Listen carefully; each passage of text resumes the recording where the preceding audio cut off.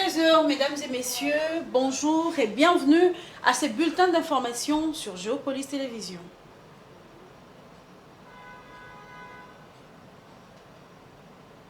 Ouvrant ces bulletins par une brève, le chef de l'État, Félix Tshisekedi, a rendu les derniers hommages ce mercredi au camp Tchachi à Kinshasa aux 3 soldats de la garde républicaine qui ont trouvé la mort le 24 août dernier au cours d'une manœuvre combinée au centre d'entraînement de Kibomango. Des officiels de l'armée, particulièrement ceux de la GR, ont pris part à cette cérémonie funéraire avant l'enterrement qui était prévu au cimetière Chemin de Paradis sur la route nationale numéro 1.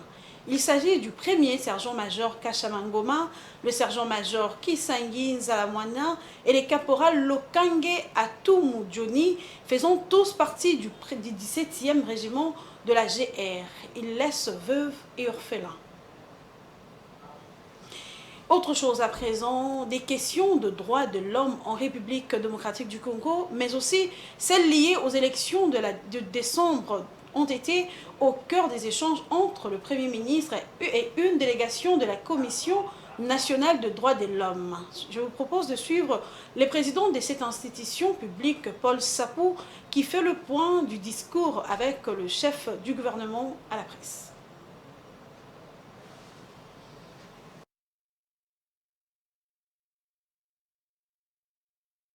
De notre pays par rapport aux questions de droits de l'homme. Et nous, la CNDH, nous sommes obligés d'échanger avec d'autres chefs de corps, notamment le Premier ministre de notre gouvernement, sur la situation qui prévaut actuellement. Et nous avons également abordé la question des difficultés qui sont les nôtres par rapport à notre travail au quotidien, promouvoir et protéger les droits de l'homme, les enquêtes sur terrain et également la préparation des élections, puisque les droits de l'homme sont dans tous les domaines, ce sont des matières transversales, et même dans le processus électoral, il y a des droits de l'homme, les droits de l'électeur, les droits du candidat et tout ça. Et nous avons un programme de la CNDH qui concerne cette question importante des élections que nous allons cadrer et dont nous allons rendre de propositions à la nation, à l'opinion d'ici peu, puisque nous sommes déjà à l'œuvre et nous allons accompagner ce processus. Cela demande que les autres organes auxiliaires à la préparation et à l'organisation des élections avec la CENI se mettent en ordre de bataille dans le bon sens, de sorte que nos élections soient couronnées des succès et qu'en 2000, je crois, lors des élections au mois de décembre, les peuples congolais puissent se retrouver. Oui, il est conscient et en tant que chef du gouvernement, ils vont nous aider à réussir nos activités, à réaliser nos activités et atteindre les objectifs pour lesquels la CNDH est attendue par l'opinion tant nationale qu'internationale. Le Premier ministre Jean-Michel Sama Lukonde a présidé ce mercredi 30 août 2023 la traditionnelle réunion du comité de conjoncture économique qui a passé en revue la situation économique du pays dans ses différentes facettes. La question de la rentrée scolaire a été aussi sur la table de membres du gouvernement. Il a été rassuré que cette rentrée se fera dans les calmes et les instructions ont été données pour préserver les éventuelles grèves. Aimé Mouji est ministre d'État en charge du budget. Il fait le point. On a commencé par examiner la situation économique au niveau international et à ce sujet, on a relevé 2 points. Le fait qu'il s'observe un léger relèvement de l'activité économique au niveau international qui est tiré essentiellement par les secteurs de l'automobile. On a également noté une baisse des prix des principaux produits miniers d'exportation de la République démocratique du Congo. Dans le secteur national, la RPTC, l'autorité de régulation des postes et télécommunications, a annoncé à la suite des problèmes que nous connaissons sur le plan de la téléphonie mobile, l'arrivée d'un bateau câblier dans les eaux de l'Afrique de l'Ouest qui va procéder dans les jours qui suivent à la réparation du câble fibre optique sur lequel notre pays est branché. Et donc on peut espérer que dans quelques jours, on aura une solution à ce problème de téléphonie que nous connaissons, tout ce qui nous a affecté au cours des dernières semaines.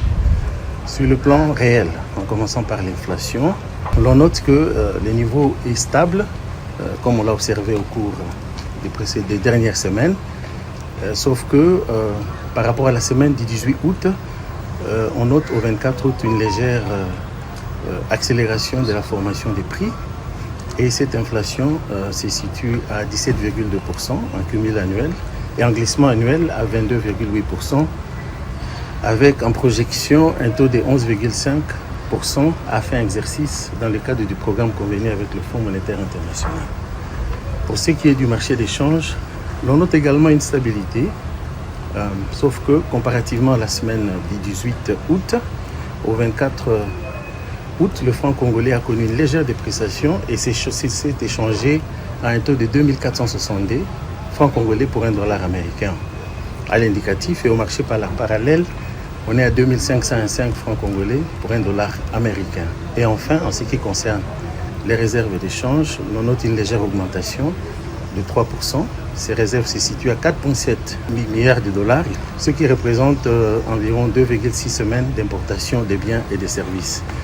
On a également parlé de la rentrée scolaire et des instructions ont été données pour que tout se passe dans le calme et que nous ne puissions pas avoir de mouvements de grève. Et donc le gouvernement prendra toutes les dispositions avec les syndicats du secteur pour s'assurer d'une rentrée scolaire calme et apaisée. Voilà en liminaire tout ce qui a été dit au cours de la réunion. Quittons à présent la République démocratique du Congo pour se rendre au Gabon où le patron de la garde républicaine a été choisi à l'unanimité par le généraux réunis ce mercredi 30 août 2023 pour présider la transition au Gabon. La durée de celle-ci reste à déterminer. Pendant ces temps, le président Ali Bongo reste en résidence surveillée et la plupart de ses collaborateurs sont arrêtés par la junte militaire au pouvoir. Suivez. Faisant suite à la réunion de ce jour, à laquelle ont pris part la totalité des commandants en chef et des chefs d'état-major, ainsi que les généraux en deuxième section de la République gabonaise. Le général Oligui Nguema Brice a été désigné à l'unanimité président du comité pour la transition et la restauration des institutions, président de la transition. Eu égard à ce qui précède, le général Oligui Nguema ordonne la reconnexion de la fibre optique et le rétablissement des signaux des chaînes radio-télévisées internationales sur les différents bouquets de diffusion existants au Gabon. De plus, le président de la transition insiste sur la nécessité de maintenir le calme et la sérénité dans notre beau pays. Il prend l'engagement de préserver l'outil économique, garant d'une prospérité sociale. Étant à l'aube d'une nouvelle ère, nous garantirons la paix, la stabilité et la dignité de notre cher Gabon. Dès demain, le 31 août 2023, les Gabonais pourront à nouveau, librement, vaquer à leurs occupations entre 6h et 18h. La restriction de circulation reste en vigueur de 18h à 6h du matin jusqu'à nouvel ordre. Peuple gabonais, c'est enfin notre essor vers la félicité. Que Dieu et les manes de nos ancêtres bénissent le Gabon. Honneur et fidélité à la patrie, je vous remercie. C'est par ici que nous bouclons complètement ces bulletins d'information. Mesdames et messieurs, merci de l'avoir suivi et très bonne suite des programmes sur Géopolis Télévision. À 19h30, vous suivrez l'intégralité de l'information. Portez-vous bien. Au revoir.